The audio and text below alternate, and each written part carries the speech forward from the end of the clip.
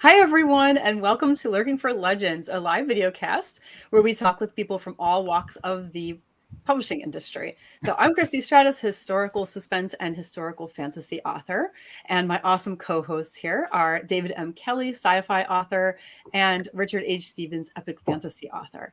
And so Lurking for Legends is an interactive broadcast, and we encourage viewers to chime in with questions for our guests or comment what you hear on what you hear in this show. So tonight is much anticipated. I'm like trying to get to the intro because I'm so excited because we're doing this great live read, as you can tell, since we're all looking really fabulous.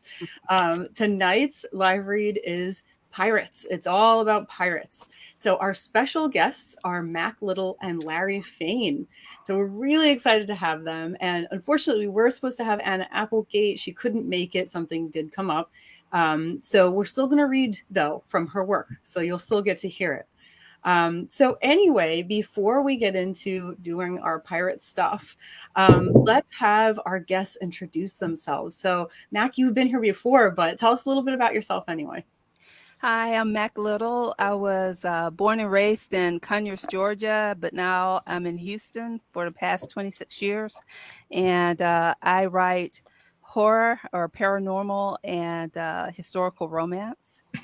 And tonight I'm going to be reading from The Daughter of Hades.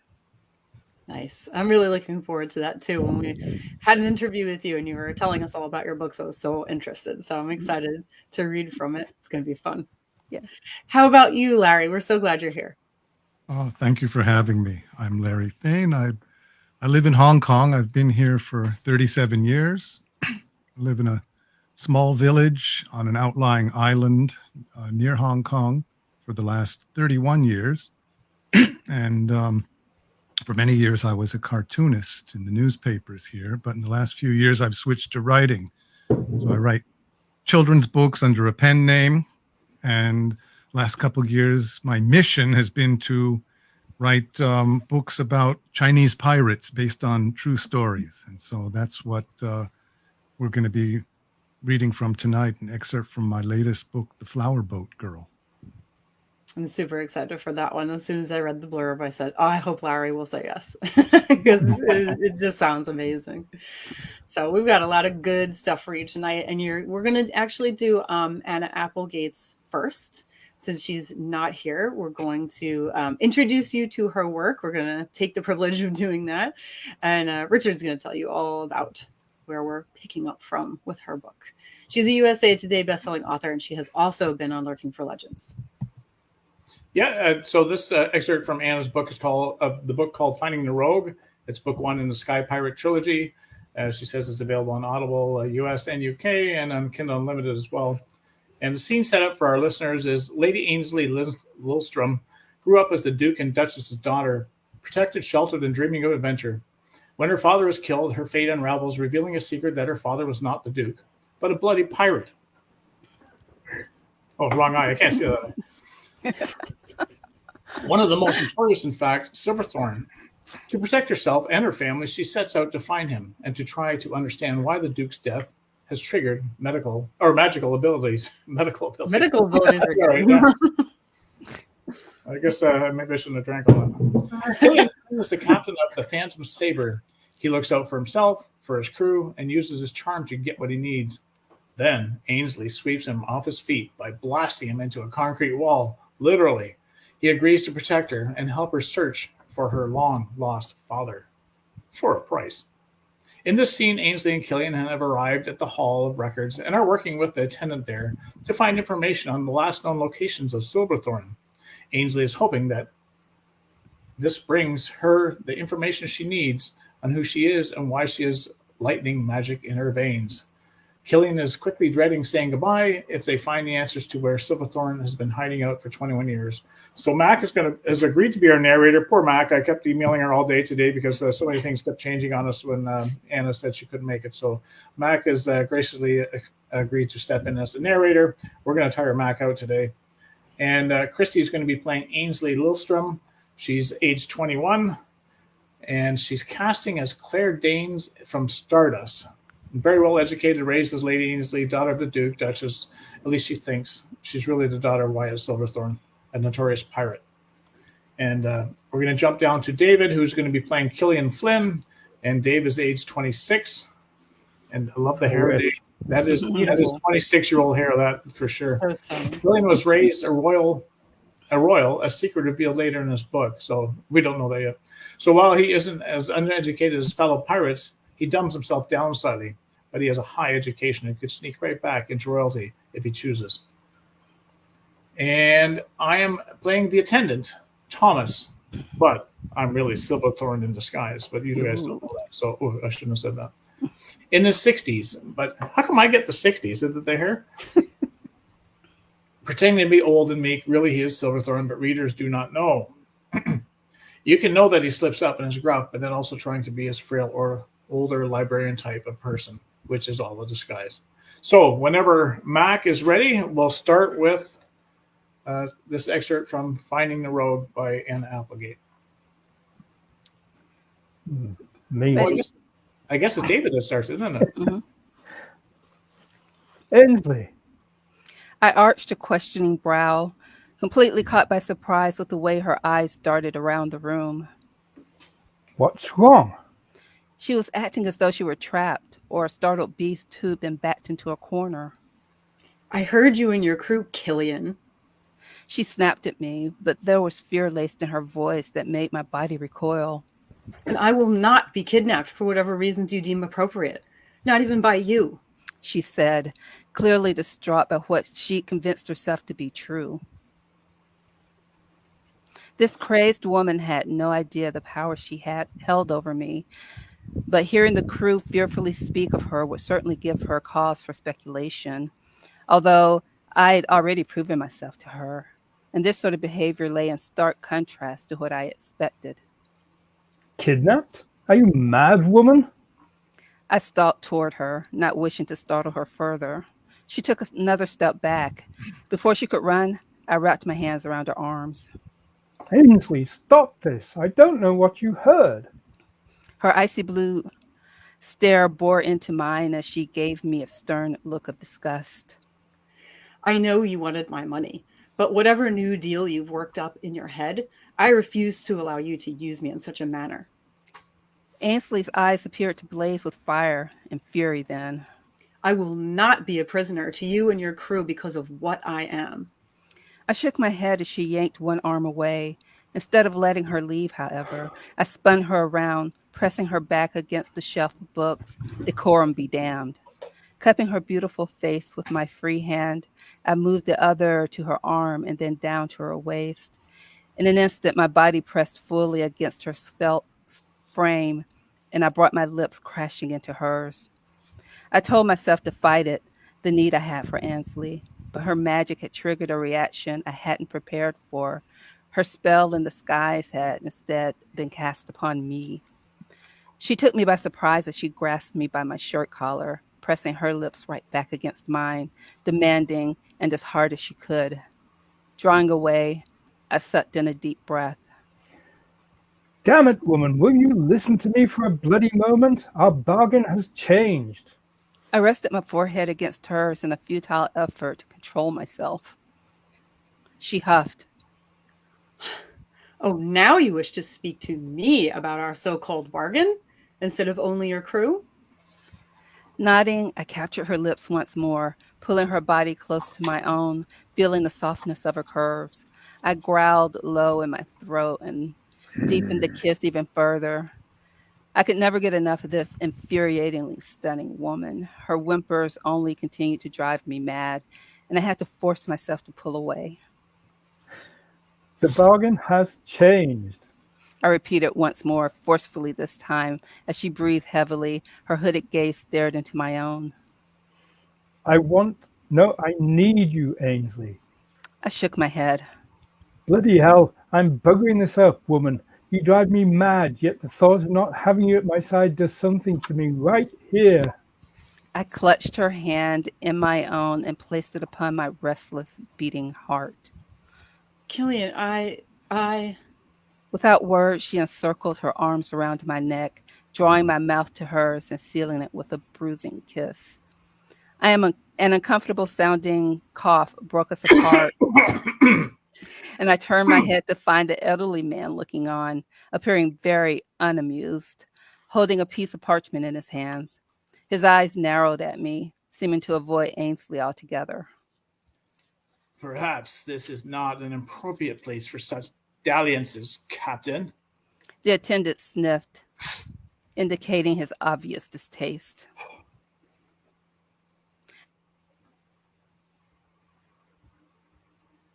Apologies, but she's... Hello? Hi, Mac. No worries, go ahead.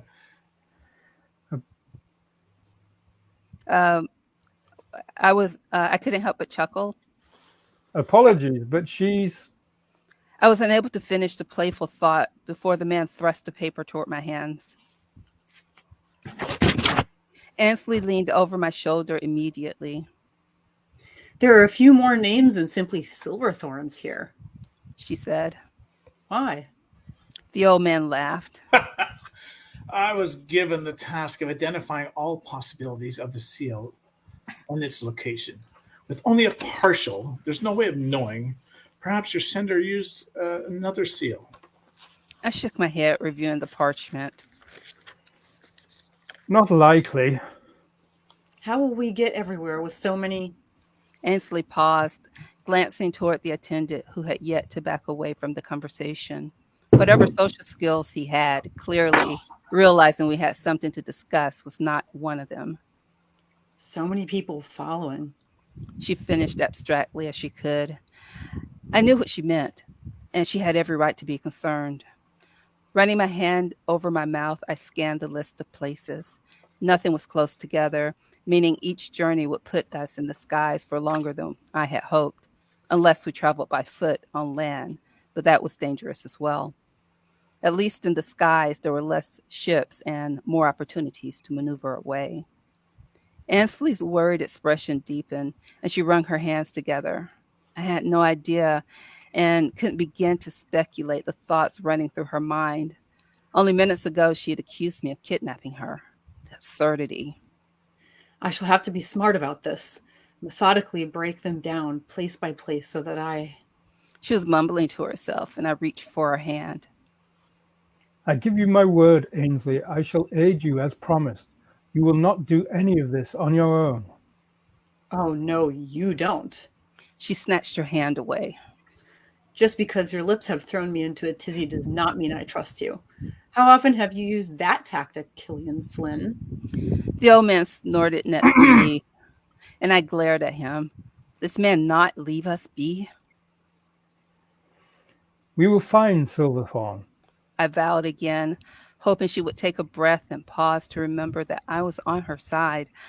I would have thought my lips had done the explaining, but the lady clearly still wasn't convinced. Silverthorn, you say? You won't find him at any of those addresses. The attendant folded his arms across his chest, studying me in particular. He'd taken issue with me. It was beyond evident now. With all due respect, this is a private matter. I responded with a curt nod. I didn't want Ainsley revealing any more than she already had about herself, specifically to someone I didn't know, elderly attendant or not. It can be as private as you want. The man's snort was louder than his tone had been since we arrived, but his face hardened and his voice grew sinister. It still won't change the facts. Ainsley perked up at his words and narrowed her eyes. And what facts would that be, sir? She had more patience than I did. At that very moment, I wanted to ditch the old man and perhaps even leave, first providing him a lesson on etiquette. Wyatt Silverthorn is dead. His words came out harsh and cold. The finality of them caused Ainsley's face to pale in an instant. And there's not an address on that sheet that would lead you to him. Not even his grave.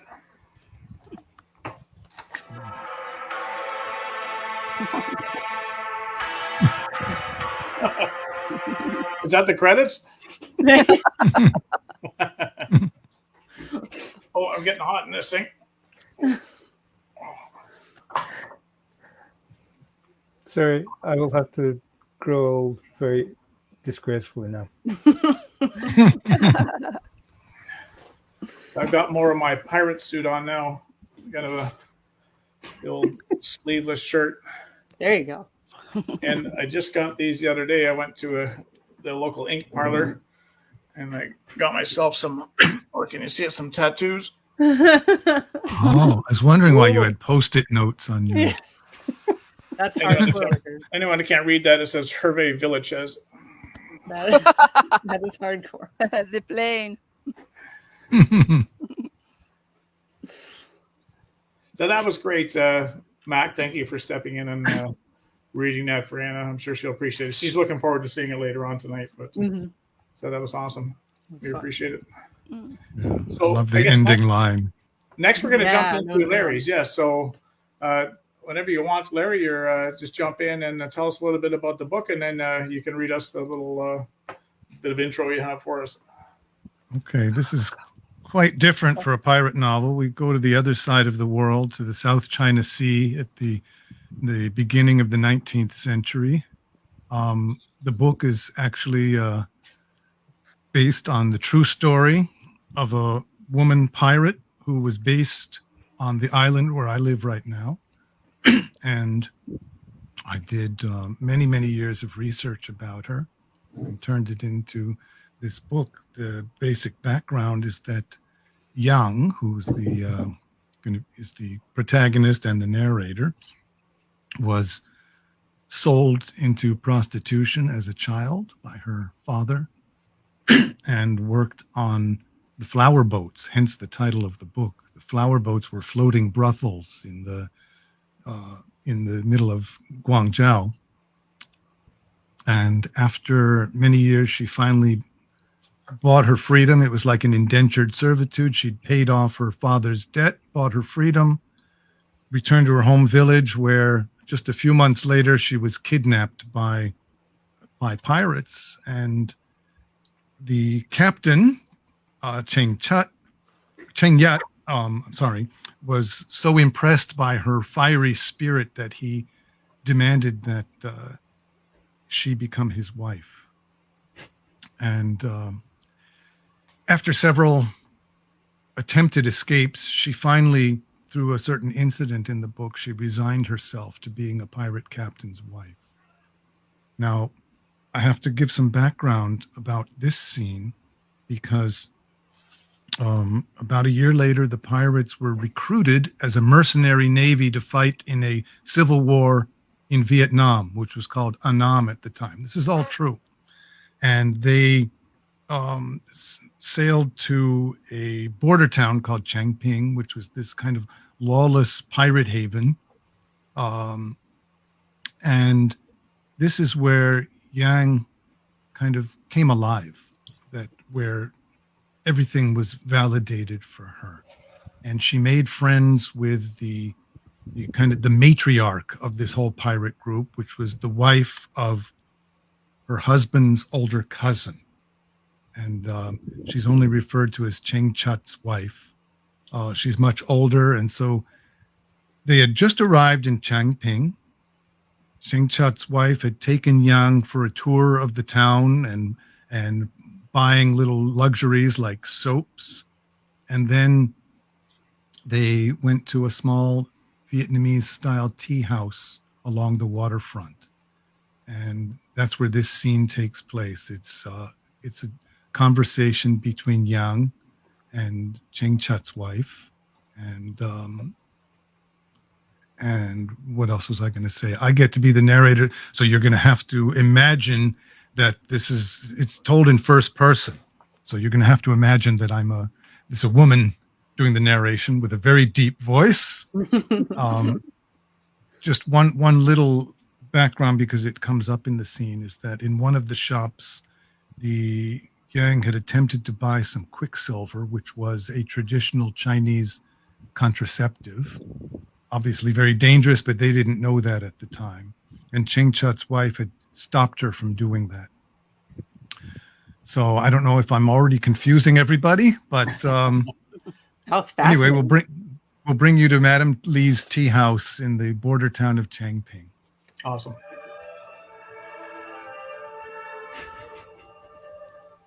Oh, very nice.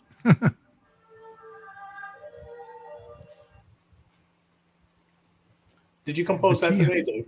Yes. Awesome. All right, take it away, Larry.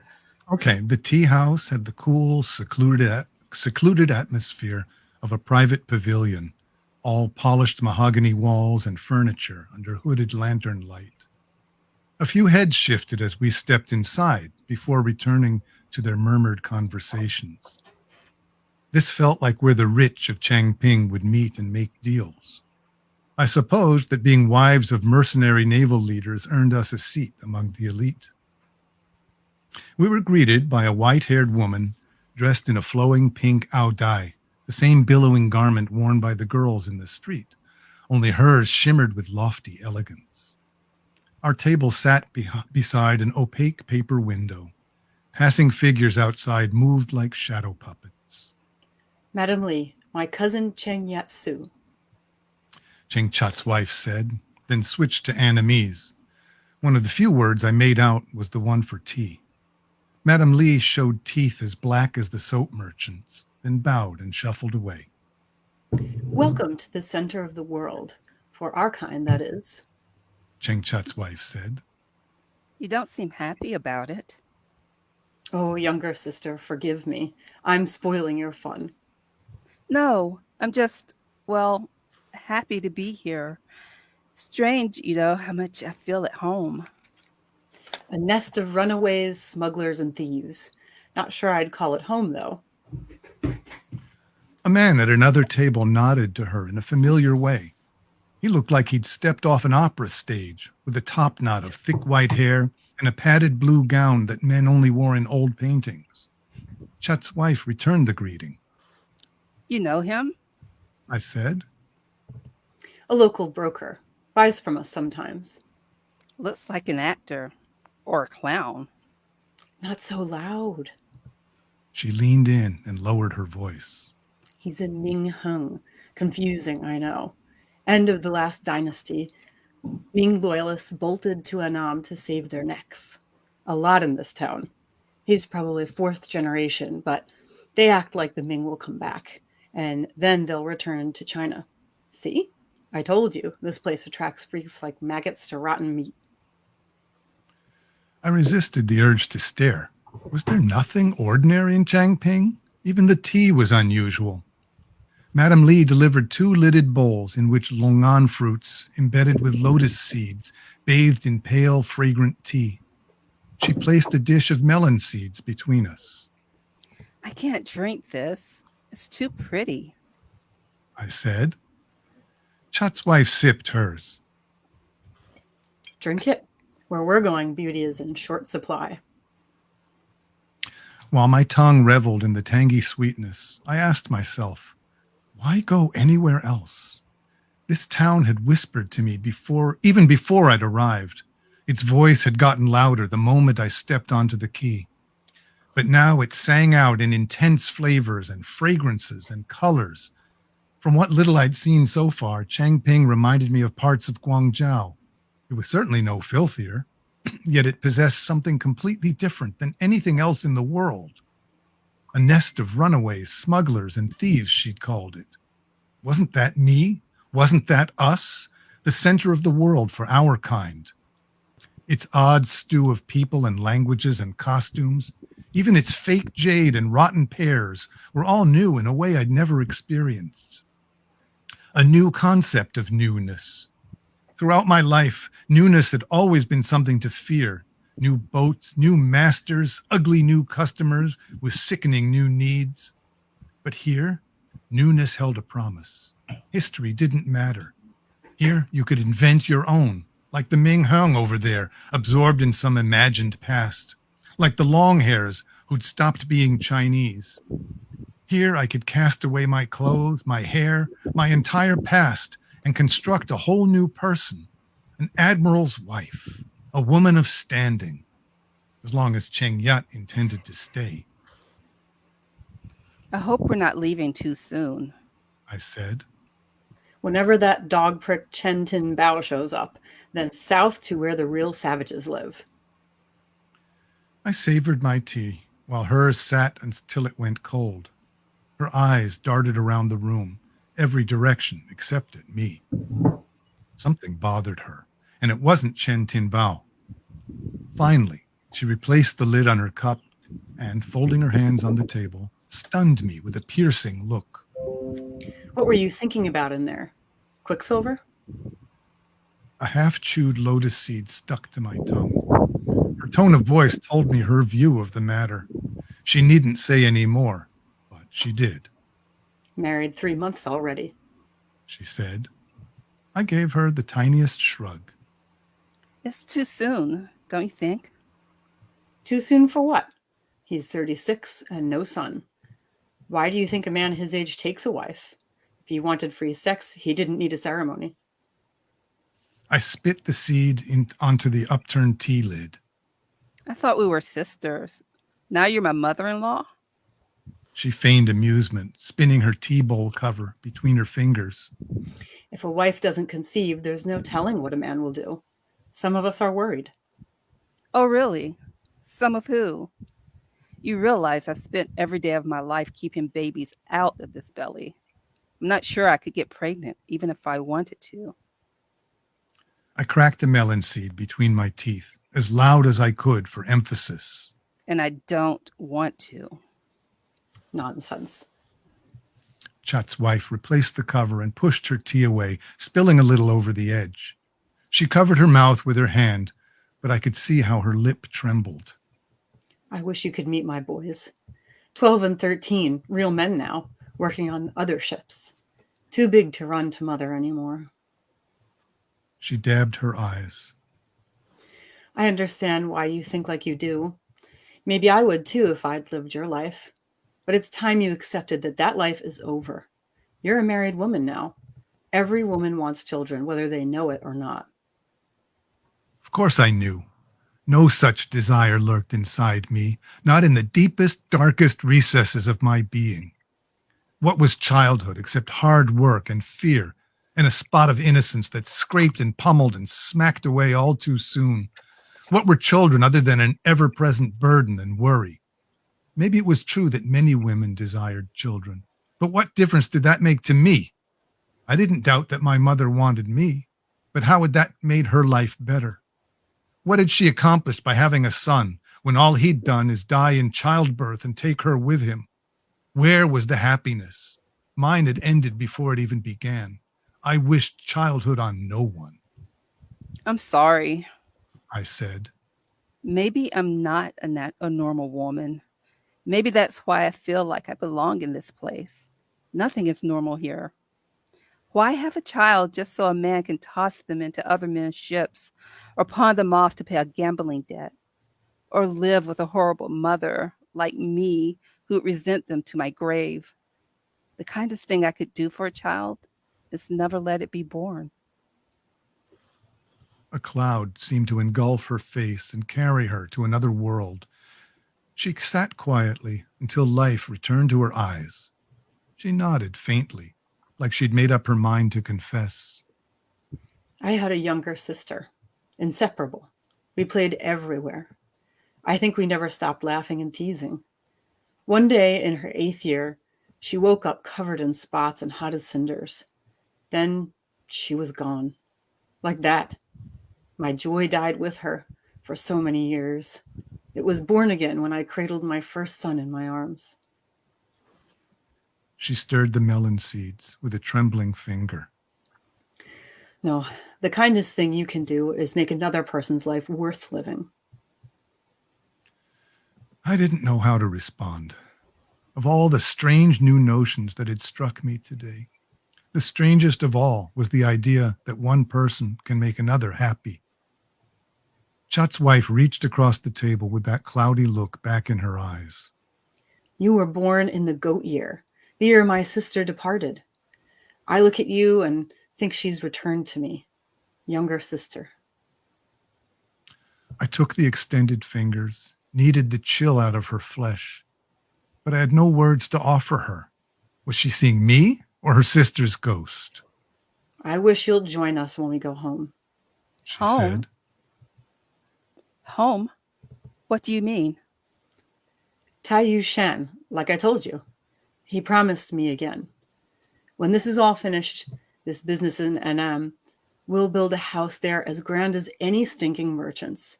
Our sons will be traders, not pirates. But don't you feel that this place is home? You said it yourself. We fit in here. I'll tell you something, younger sister. She opened her bowl and signaled for fresh boiled water. You're new here. It's lively, I admit. And they do make nice tea. But Changping is the ugliest town in the world, a place fit only for the scum of land and sea. Is that all you want to be? It's all I've ever been. Our men, too. They have a good reason to stay. Ching Chat's wife sighed. To fight, sure. Chat likes the action. Talks about the thrill of victory. But let me tell you. She cracked a seed between her teeth, sucked the kernel from the shell, dropped the husk, and licked her finger. Let me tell you, to live a life like ours. She sighed. And then to retire rich, have a home in one place, surrounded by family, and to end up alive. Alive. She leaned forward until our noses nearly touched and whispered deep in her throat. That's true victory.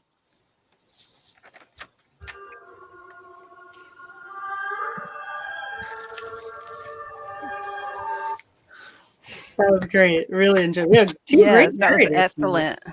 Oh, fantastic. Really enjoyed that. A whole area of history I've never looked into, actually. That was great. Yeah, it's an area that's not very well known. The research was a challenge. I would imagine. That's great. Awesome. One of our viewers said that's awesome. Now where are we here? I've got the wrong sheet up on my screen. There we go. And if you are all looking for these books, I am posting them in the comments. So all three of them are down there. That's awesome, Christie. Max is about to be down there. The rest are already down there. So where can we find that book, Larry, if we're looking for it? Okay, it's called The Flower Boat Girl. It's on most retailers, Amazon and Barnes and Noble and all the rest. And you can get your free first chapter with historical notes from my website, which is piratequeenbook.com. Awesome. Christie's put them in the chat there, so that's awesome too. So Wonderful. Thanks for that, Larry. Thanks for joining us all the way from Hong Kong. That's really cool that the internet's actually pretty decent for us. So looks like Dave's going through a wardrobe change over there. I can't wait till the powder person. Oh. So I have to put my glasses back on now because I'm going to have to read something. So this next story is called The Daughter of Hades, and it's by Mack Little. And Mack, you've been busy tonight, but we'll let you take this one away. Okay, so The Daughter of Hades is a historical fiction love story.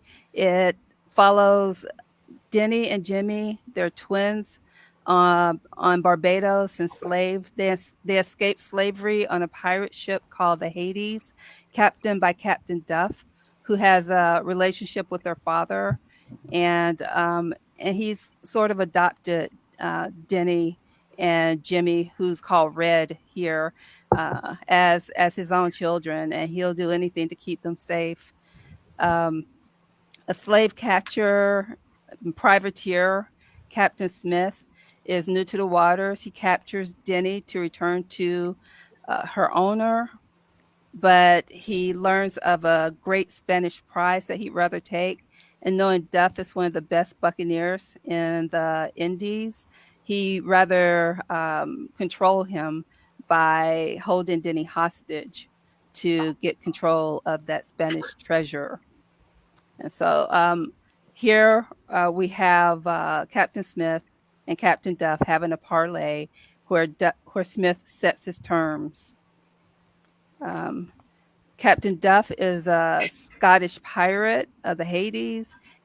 He had sworn his life to aid in whatever manner he can the Abosi family in penance for his work on the slave ship. And he must choose between his sworn oath between coming to his aid of his truest friend or saving the Abosi's children.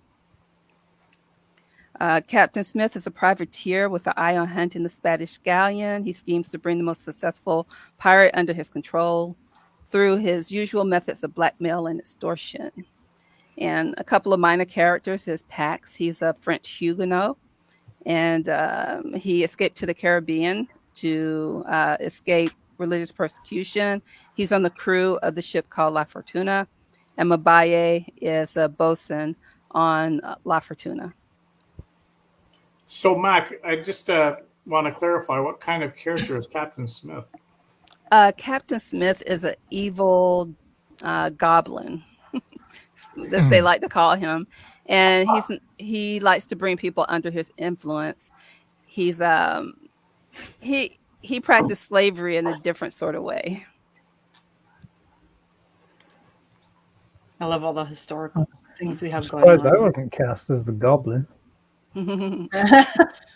Are you trying to be typecasted? Last time you complained. An interesting note, Larry, is that the love interest in this book is a Chinese pirate, and he Really? he is set in 1649, and he escaped after the Ming Dynasty collapse in 44. So he's an exile in the Caribbean. Very cool. Kind of a transition. Yeah. For us. Right. Yeah. Oh, But we want to see him Is that tonight. based on a real historical figure? Well, loosely, there is some legend that when Chenzu committed suicide, his sons were rushed away from the palace by his officials, and they escaped in anonymity. And they lived in hiding because the Qing dynasty were hunting them to kill every last descendant of the old dynasty. Mm-hmm. So that, yeah. So, yeah. Very Yeah, So that I'm really, relates to the guy in my story who was dressed in the old style outfit. cool. He Anyway, was so also I'm so interested. I hope to connect with you later on this. But anyway, I'll get started. yeah. All right. Go ahead. Duff felt himself mired in a fugue where nothing in this world made sense. He had received a correspondence from Smith. The goblin wrote that he held Denny in a safe location. If Duff did not want her turned over to her owners, where she must surely be horribly punished, he would parley with Smith. Dread formed a knot in Duff's gut as he read the summons. The dark feeling remained with him now, heavy and burning hot with fury, as he rode the broken waves toward the shore of Tortuga. Duff caught the mad look of determination in Red's eyes. The captain wished he could find something to say to allay the boy's unease. But what could he say? And if he knew the words, could he say them convincingly? The other men in his boat looked grim as well. Wilkes, Long, Adebisi. Even Carey had a somber, resolute look upon his face. It was as if the wee dauber considered himself a loyal member of the crew, despite his affiliation with Smith and the flogging Wilkes gave him. Carey followed Red around like a wee duckling imprinted on his maw. Red seemed to have some sympathy for the laddie as well. Carey had provided intelligence on Smith's ties in Barbados, which could produce leads in finding Denny. The wee man might prove useful still going forward. The other rat, Milton, rowed on the longboat with Pats and Mabaye and about 20 other souls from La Fortuna. Milton was a good navigator, and he held Pat's contract now. Fort didn't want to lose either of them, so he assigned trusted crew members to stay at Milton's side at all times to ensure he sent no correspondences or otherwise contacted Smith or his agents. Ahoy! Duff called to La Fortuna's crew as they rowed alongside their boat. Where's your captain? Pax replied. Ian Ivan, stay behind. I've seen 'em all. Duff said, remembering Ford had special plans for Yvonne. Duff and the combined crews of La Fortuna and the Hades trudged through the muddy streets where ruffians and whores rutted against the buildings in full sight of the rest of the cutthroats and rogues. Raucous laughter came from the faithful bride. Raucous laughter coming from the faithful bride offered the promise of mugs of rum and friendly whores. The sight of the tavern should have lifted Duff's spirits, but he knew what awaited him on the other side. Wilt slapped Duff's back and squeezed his shoulder, offering what encouragement he could. Mabaye left the group at the entrance. I'm going to take a leak. I'll join you directly. He handed Milton off to Wilkes with a surreptitious nod so the quartermaster could take over monitoring the traitorous navigator. Inside the tavern, the atmosphere thickened. The gloom, heavy with the odor of unwashed bodies and whiskey, pulsed with the shifting flames of tallow candles. Men found a long table and took their seats around it. Duff left them and walked toward the bureau where Smith sat. He had seen the goblin conduct his business and plan his hunts with the crew of the Black Serpent from here before. Duff noted 2 sentinels stood in the corners, flanking Smith. Shadows covered them like shrouds. Only the glinting of their black eyes showed as firelight danced a grisly jig in them. Upon arriving, Duff spun the empty rush-weave chair so that its back abutted the table, and he straddled the seat. Welcome, my friend, said the little goblin. A gleam of candlelight slithered in his bug eyes. I'm not your friend, Duff said. Are you sure? Smith slid a folded document across the table. What is this? Why, it's happy news. See for yourself, Smith said with glee. Duff unfolded the paper and a lock of hair fell out. He looked down at the coiled strands of nut brown hair tied with a bit of twine. He read the letter. Property secured and held in the agreed upon location. Alkins. Duff tossed the paper back at Smith. The dead air in the place didn't carry the letter far. Smith reached to retrieve it with a grunt. This was nothing Duff didn't already know. That's all right, Smith said.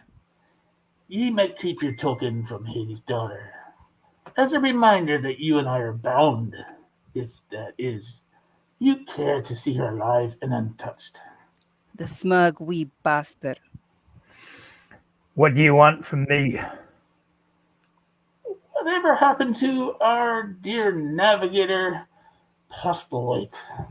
Said Smith. Duff didn't trust himself to speak. He took a moment to swallow the bile and invective rising in his throat and allow only a disgusted sigh to escape. I ain't got a navigator, He said. I beg your pardon, said Smith. He's dead for all I know. Terrible shame that is. He was such an entertaining chap, that one. Told such interesting stories. My favorite one was of a beautiful Ashanti woman, what lived in a cottage overlooking a rocky shore on Tortuga. Smith's gaze held Duff. The knowing behind those bulging green orbs, the awareness and the self-satisfied tilt of his lips said everything the captain of the Serpent did not. The bastard knows. After that night at the Koran, Duff had feared it. He could only hope Fiddler's axe got to her in time. Well, I won't waste any more of your time, Smith said. I'll get straight to the reason I asked you here. It wasn't to tell me you had me by the ball bag. Aye, there's that. And there's also the matter of the Santa Madre.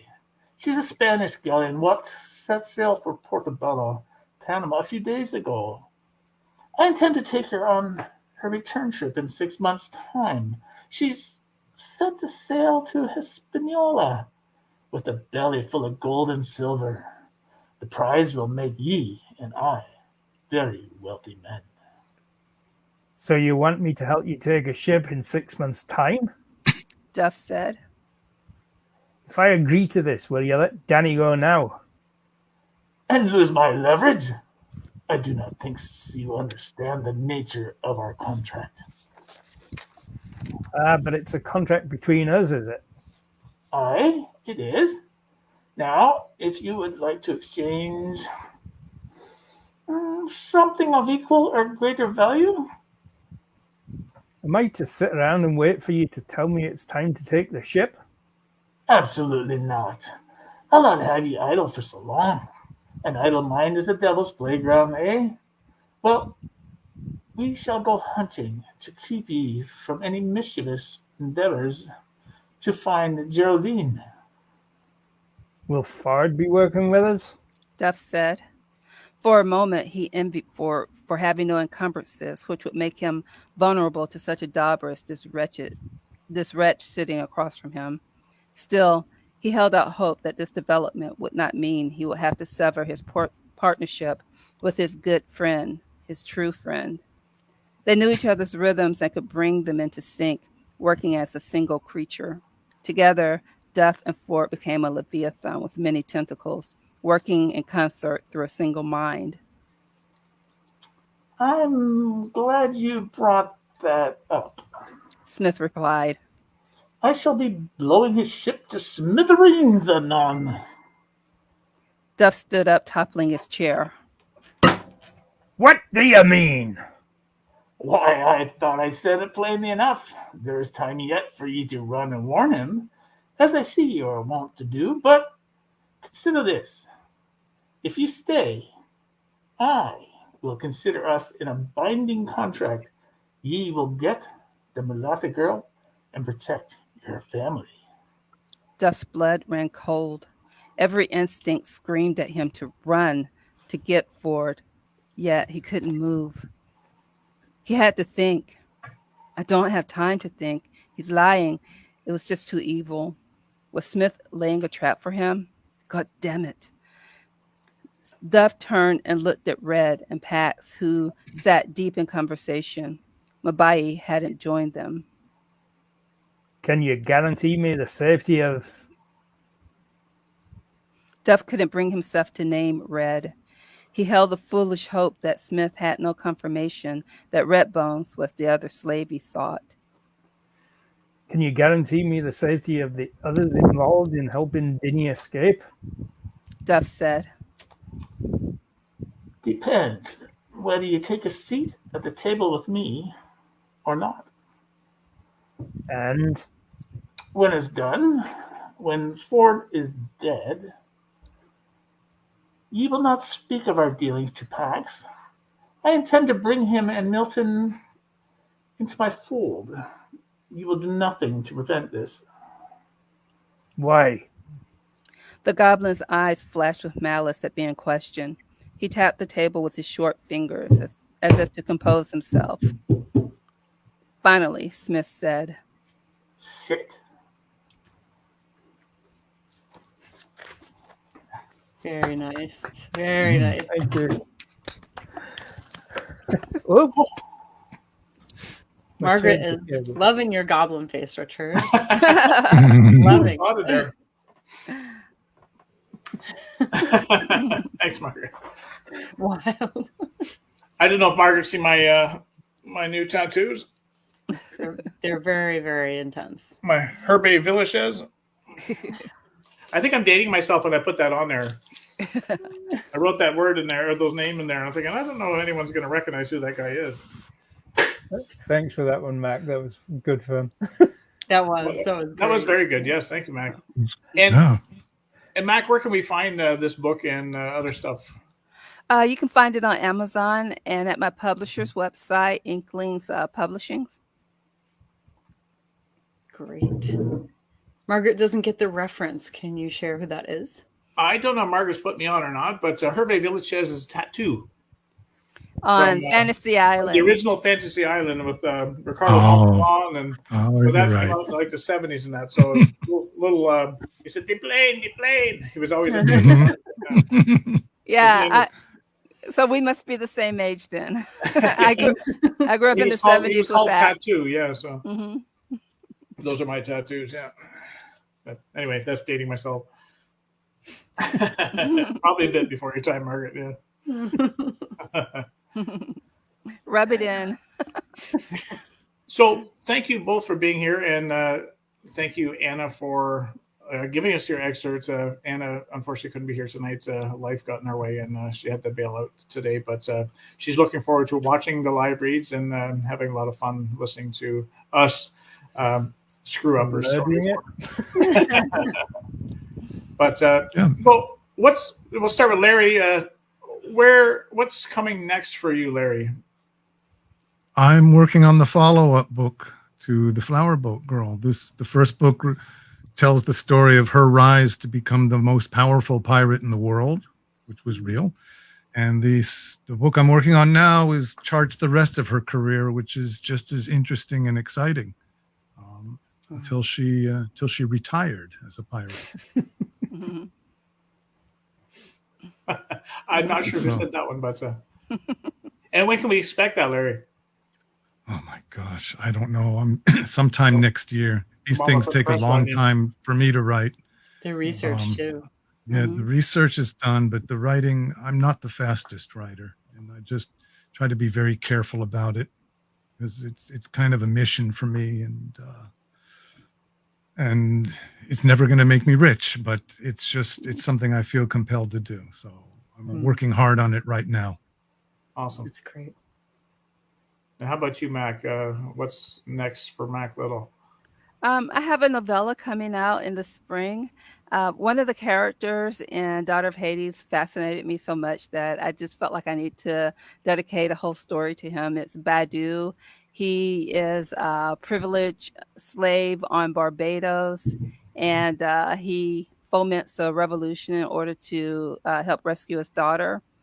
So the novella chronicles his time in pre-colonial Africa and his in parallel with his escape from Barbados. Awesome. Wow, that sounds fascinating. Yeah. Yeah. And let's see, currently I'm working on the second full novel to Daughter of Hades. And if I can just get these dang sea battles down, I'll be done with it. Have you Exciting. got a title for that yet, Mac? I'm sorry. Have you got a title for it yet? Shelter in a hostile world is what we're looking at right now. Unless they change it. Yeah. And Cool. yeah. And I hate to go on, but I do have an idea about writing about the Asian population in Mexico in the 17th century. So Very I think cool. that's going to be my third novel. Love Awesome. all this historical fiction. I'm so happy. That's great. Again, thank you both for being here. And Christie, what's new with you this week? Well, the first 3 episodes of Corrupted Magic are out. They're on Kindle Vella, and Yay. they're also, thank you, they're also free on Patreon right now. And also, the first 2 are free right now on my website, and the third will be posted soon. There's a delay because it's free. So I don't know how many episodes it's going to be. I'm currently writing episode 10. And, for those of you who don't know, yay, historical fiction friend, yes. This is 3 people here, historical fiction people. Pretty cool. So, this is the Corrupted Magic is the follow-up to Grimoire Society of Dark Acts, and it picks up right where the first book left off. So I've been really, really enjoying sticking with those characters. I really like them. So I don't know, I may stick with them for quite a while. So I think that's about it. That's new with me. What about you, David? Well, Christy, do you know if what's coming up for Anna at all? What's next for her? Let me Any think. ideas? She's going to be. She recently released a sports romance book under a pen name, and I can tell you that because she says on the pen name that she's author Anna Applegate. So I'm not ruining anything. I promise. But sports romance. If you're interested in sports romance, her pen name is Ava Woods. So she has one of those out. She's going to be releasing more of them, and I think the next book in her fairy, fantasy books. I'm sorry, I can't remember the name of the series right now. Will be coming out in the next few months. So those are two things I know she's working on. Cool. Well, for me, I've hit 80,000 words on the third Logan's World novel, and kind of like getting close to wrapping everything up. So that's like really good. That's going to be great. And then I'll toss it to one side and work on something else for a while afterwards. Yeah. Before I start editing it. Other than that, just kind of like all sorts of craziness going on in my world at the moment. So it's slowing things down a little bit. Oh. But it happens. But this has been fun. Yeah. Awesome. Richard? Richard? Yeah. The got minions a bird? Yes. We love minions in our household. And actually, we were going away soon, and it's nice to have someone who's still old enough to actually go watch a Minions movie with me. So I don't, I hate to go and stand in line with all these 6 years old, and then I'm standing up by myself. I just, So anyway, hopefully we'll be seeing The Rise of Gru next week. So I'm looking forward to that. Ooh. The editing for Windwalker is still going on. It's such a, I don't mind editing, but it's just takes so long. It's 672 pages, and it just, oh my God, it's taking so long to get through. So yeah, I was hoping the editing would be done before this week was out and have it all formatted and sent off to the printer so I could have it ready for Fan Expo in Toronto next week, or in 2 weeks, and that's not going to happen. So Windwalker will be releasing in September, and I can't wait to get print copies. It's my biggest book yet, and being an epic fantasy writer, it's finally time I've got an actual tome, so I look forward to that. And Dave and I actually just did a book signing event last weekend. It was a Coldwater Steampunk Festival, and it was about 2.5 hours away for each of us, and we met right in the middle. So it was kind of neat. It was awesome seeing all these people out in their really funky costumes. It's amazing the work that they put into these things. I keep thinking that they buy these from somewhere, and they say no, they make them, and I'm just totally wowed by all the creativity that goes into just making these costumes. I couldn't imagine. And there were even a couple people that were like 10 feet tall. They were walking around on stilts. It was quite a day. Oh my gosh. It was very hot, but it was a lot of fun. And my favorite dinosaur was there again. Yes, the Velociraptor, but he didn't bite David's head this time, so it's good. No, he stayed away from my head, which is probably a safe thing to do. We tried to chase him down, but it was 40 degrees out, and I was in the knight's costume, and I just said the heck with it. I went back. Yeah, it was incredibly warm. It was very warm. So anyway, that's what's new with me. And so thank you again, Larry and Mac, for joining us, and especially Mac today. I kept hitting poor Mac up with emails when Anna realized that she couldn't make it, and Mac was so gracious to step in and fill a few roles for us. So it was so much fun. I hope I did it justice. It was this was a great time. Yeah, you did great. Yeah, this is fun. I really enjoyed it. It's a great concept doing these kind of readings. Thank you. It was fantastic to read from your work. Yeah, it's certainly. I think Christie and Dave will agree. This is our most enjoyable episode of the month. As much as we love talking to authors, we have so much fun doing this because then I can put on a goblin mask and. You put on a mask, Richard? I have the mask on now. I took it off before. So, again, thank you for being here. It was a lot of fun. And next month's live read genre, we're still kind of debating what it's going to be. We thought about mystery. We had mystery in March. We're thinking about doing a children's genre next month just to mix it up, totally mix it up. I'm just trying to wrap my head around how we're going to play roles in a children's book. So I'll have to lend my mind to that a little bit. So probably September's live read will be with children's authors, and maybe if it doesn't work with Dave and Christie stepping in and me voicing some of the characters, we'll just have the children's authors read their books because I know they take great joy in doing that, and we'll have a lot of fun listening to them. So next week's guest will be fantasy and science fiction novelist Zachary Hagen. Zachary is a Colorado native who has lived all over the country teaching, writing, and editing. He's an avid reader and an up-and-coming author in the fantasy space, and he must have put that in on purpose, so there's fantasy and science fiction with stories to tell about people and places you want to know. So once again, before we leave, thanks again to Mack Little, Larry Feign, and Applegate who submitted her excerpt. thank you for sharing your stories with us tonight. Thank you. Thank you. Thank you. So until we meet again, everybody, take good care. Back at you. Bye-bye. Bye. Oh, I did end broadcast.